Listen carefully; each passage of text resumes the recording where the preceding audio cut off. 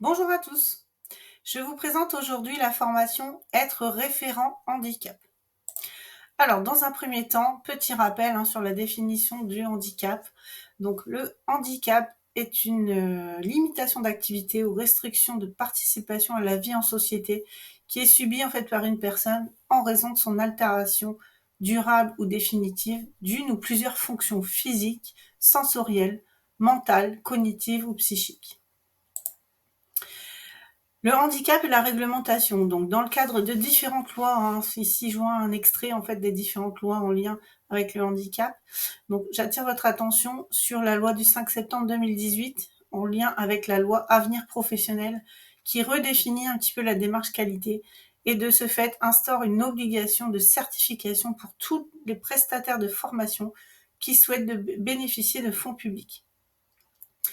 Également, dans le cadre plus général, la loi pour la liberté de choisir son avenir professionnel qui prévoit la désignation d'un référent handicap au sein de toute entreprise employant au moins 250 salariés, qui aura la charge d'orienter, d'informer et d'accompagner en fait les personnes en situation de handicap, comme le prévoit l'article L 5213-6-1 du Code du travail. Alors, plus précisément, quel est le rôle de ce référent handicap? Donc, le référent handicap, en fait, est la personne ressource qui va être en charge de mettre en place la politique du handicap au sein de l'organisme de formation ou plus généralement au sein de la structure. Cette personne va veiller à l'adaptation du parcours, à veiller à l'accueil personnalisé de la personne en situation de handicap, va veiller également à assurer la coordination entre les acteurs et les différents services, mais également peut permettre de trouver des outils pour adapter les ressources pédagogiques et ainsi garantir l'inclusion. Elle peut également interagir en fait sur l'accompagnement des personnes handicapées et également la mise en œuvre d'aménagements.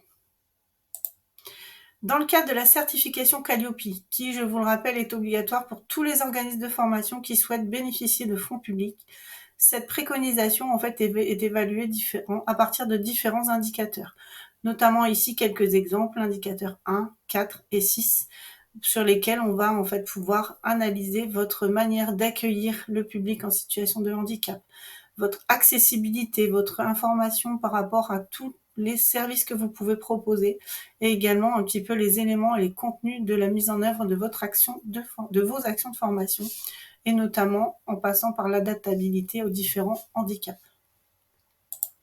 Plus largement, au sein des entreprises, en fait, on retrouve les obligations en matière d'emploi de salariés handicapés, notamment par le biais de cette obligation d'employer au moins 6% de salariés handicapés, ou alors le paiement de la contribution à l'emploi, ou encore faire appel à une entreprise spécialisée, donc un ESAT en l'occurrence, qui emploie des travailleurs handicapés.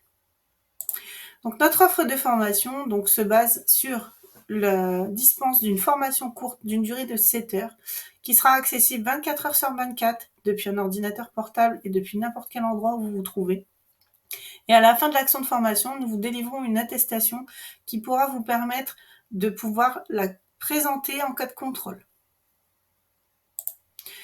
Que va vous apporter cette formation? Donc vous allez acquérir des compétences, notamment dans le cadre réglementaire pour savoir un petit peu les obligations, les différents prestataires, les partenaires que vous pouvez solliciter, que ce soit en matière de dossiers si vous devez conseiller aussi des personnes, d'aménagement d'épreuves éventuellement dans le cadre d'organismes de formation.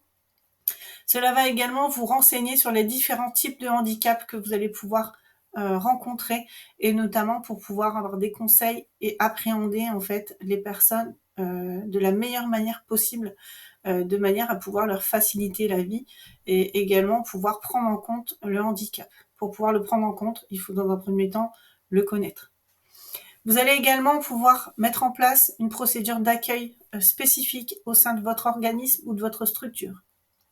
Ça peut être par le biais de l'affichage, donc l'affichage qu'on peut adapter. Donc je reviens un petit peu au niveau de l'adaptabilité des supports. Vous pouvez utiliser le folk, donc facile à lire et à comprendre pour que votre affichage soit conforme aux personnes en situation de handicap.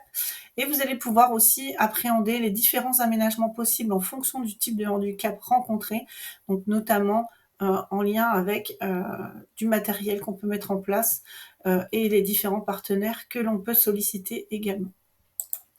Donc, Alors, vous êtes intéressé par cette formation, donc c'est par ici. Donc moi, je vous invite à contacter M2A Consulting, donc au 07 65 87 45 16 ou par mail sur information@m2aconsulting.fr.